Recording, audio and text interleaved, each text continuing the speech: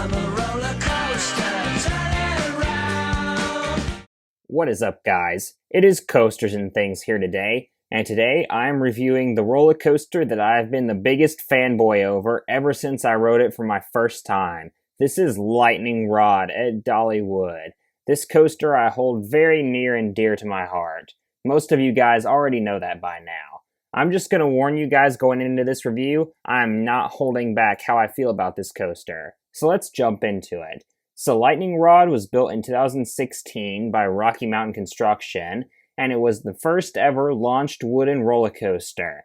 It was built at the cost of $22 million US, and it was part of that $300 million investment that started in 2013 and ended in 2019. It was built in the Jukebox Junction section of the park, and right away, it won the Golden Ticket Award for Best New Ride of 2016. Prior to this ride existing, what was here was Cass Walker's, which was just a little makeshift gas station.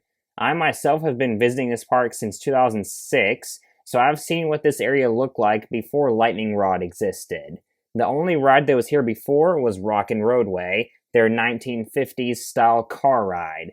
When Lightning Rod was built, this area was completely transformed. That little gas station was completely removed and replaced with, ironically, a bigger gas station, this one being the queue-in station for Lightning Rod. When you make the right turn and see Lightning Rod, you enter the queue and notice that the lower level is themed really well, but the top level and station itself aren't themed at all. That being said, it has never bothered me.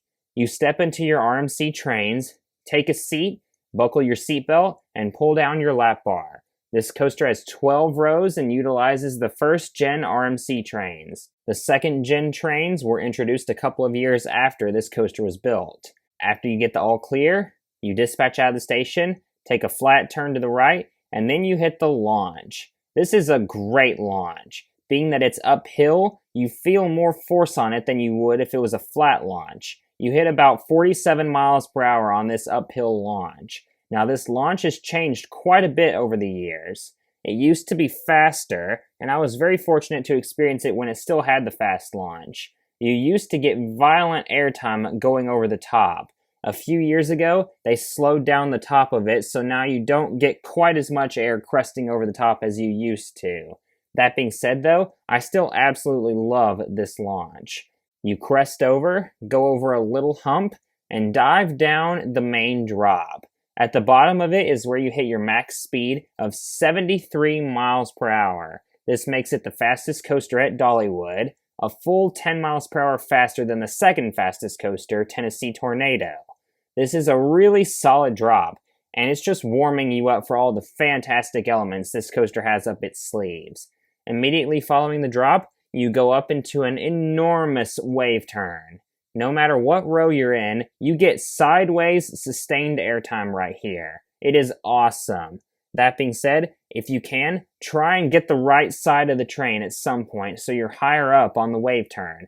Love, love, love this wave turn. If you thought the wave turns on Twisted Cyclone and Outlaw Run were great, this one is even better than those.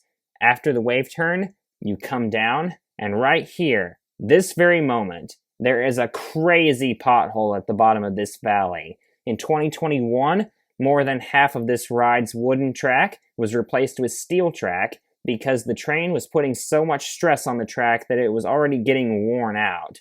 However, this back area of the ride is still wood, and it is very noticeable right here. In the future, if the rest of this ride becomes steel, I really hope this pothole goes away. You then come up into the first twist and shout. These elements are great. They toss you to the left and then immediately throw you back to the right. Immediately following the first twist and shout comes the second twist and shout. This one I like more than the first one. It is taken at a faster rate of speed than the first one is, so you feel more pronounced airtime here. Next, you turn to the right and go over a little airtime hill. This is amazing airtime. Violent ejector right here. This is also when it switches back over to the steel track. Then comes the legendary part of Lightning Rod, the quad down. First off, the step up into the quad down is fantastic. Super strong, sustained airtime. You then go through the quad down. These are 4 consecutive downhill airtime hills. The last one is at an angle as well. What's crazy is the airtime on each one seems to get stronger than the one before it. This is my personal favorite airtime sequence on a roller coaster. And I've experienced some fantastic airtime sequences, like Jackrabbit's Double Down, Phoenix's ending, and Air Force One's ending. Lightning Rod's Quad Down I like more than all of those. The fact that it twists on the way down gives it a lot of character. You then go over what many people consider the best moment of the ride. It's not my favorite, but man is it close.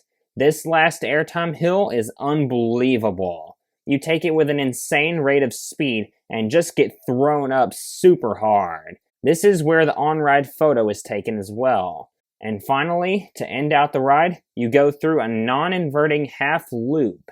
The G-force on this is crazy. Every time I ride this thing, the force slams my arms down and then forces them back up again. It is crazy. And then you dive down into the brakes.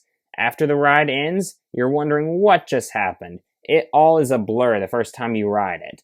This is a ride that you have to ride multiple times to let it all sink in. Every time I hit that brake run, I'm left with a huge smile on my face. I've ridden this coaster well over 150 times at this point, and no other coaster does that to me like Lightning Rod does. The first time I rode this, it instantly became my favorite roller coaster I'd ever ridden, and it held that spot for over 4 years. It's not currently my favorite anymore, but it still holds a place in my top 10. Now, one last thing. I can't review Lightning Rod without acknowledging all of the problems it has endured. Its first year in 2016, it was closed for 3 straight months. Then in 2018, it was closed for 4 straight months. And then in 2020, it was closed for 3 straight months again. This coaster breaks down practically every day, often multiple times a day. This is easily the most unreliable roller coaster I have ridden. And that's saying something, that out of every single roller coaster I've ridden, over 350 of them at this point, that this is the most unreliable. Now, hats off to Dollywood though, doing everything in their power to keep this coaster open. I realize this was a prototype ride, and it is not easy to maintain.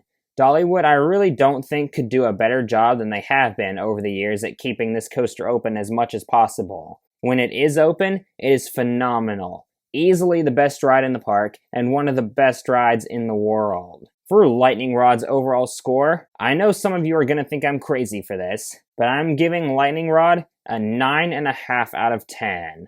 Now I know what you're probably thinking, why wouldn't you give it a 10? Well, when a coaster is this problematic, when it's a 50-50 chance every single time that you get to ride it, I can't ignore that. You never know for certain going to Dollywood if you're gonna get on it or not. That's why I knocked off half a point. Now, in terms of the actual ride experience itself, that is without a doubt a 10. Lightning Rod is world class. If you haven't ridden it yet, I highly suggest you go out and ride it, or at least try to ride it. If you're able to get on it, you will not regret it at all. Thank you guys so much for watching. Please like, comment, and subscribe. And this is Coasters and Things, signing out.